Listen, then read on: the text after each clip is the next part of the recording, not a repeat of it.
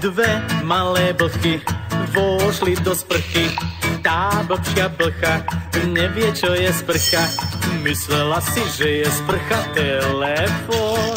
Otočila kohútikom, kričí haló. Koniec je blche, už nie je v sprche. A žiadna škoda, spláchla ju voda.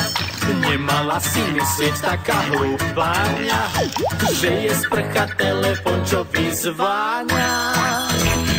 Tej druhej blche smutno bolo v sprche. Spláchla sa za ňou, za tou jej hlúpaňou.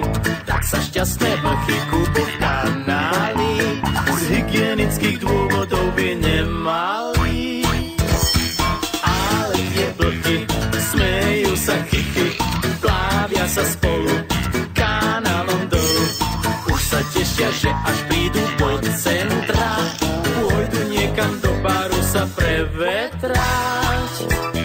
Tancuje blcha a celý bar ňuchá. Už to spoznali, že boli v kanáli. Čašník na ne kričí, že okamžite chodte rovno do sprchy, veď smrdíte.